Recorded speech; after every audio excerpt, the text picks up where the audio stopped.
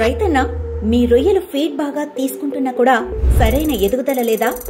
అయితే ఇది ఆలోచించాల్సిన విషయం. ఎందుకంటే సమస్య మీ ఫీడ్ మేనేజ్మెంట్ లోనే కాదు, పాండ్ మేనేజ్మెంట్ లో కూడా ఉండవచ్చు. మన రైతులు తరచూ చేసే పెద్ద తప్పేంటో తెలుసా? Miss feed management. వీటి ప్రభావం వలన ఏం జరుగుతుందో మీకు తెలుసా? ఫీడ్ సరిగ్గా తీసుకున్నా జీర్ణం కాదు. నీటిలో చెడు బ్యాక్టీరియాలు పెరిగి లోడ్స్ పెరుగుతాయి. చివరికి బ్యాక్టీరియా వైరస్లు నష్టాన్ని కలిగిస్తాయి. దీనికి సొల్యూషన్ గా ఆక్వాకల్చర్ నిపుణులు సైంటిఫిక్ గా అనేక సార్లు ప్రోబయోటిక్స్ వాడి వాటి వలన ఉపయోగాలు ఎన్నో కలవని రుజువు చేసి తేల్చి చెప్పారు. ప్రోబయోటిక్స్ అంటే ఏంటి? అసలు ఇవి ఏం చేస్తాయి?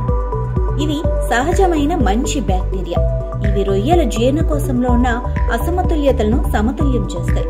తీసుకున్న ఫీడ్ ను బాగా జీర్ణమయ్యేలా ఎంజైమ్స్ ఉత్పత్తిని పెంచుతాయి. నీటి నాణ్యతను మెరుగుపరుస్తాయి.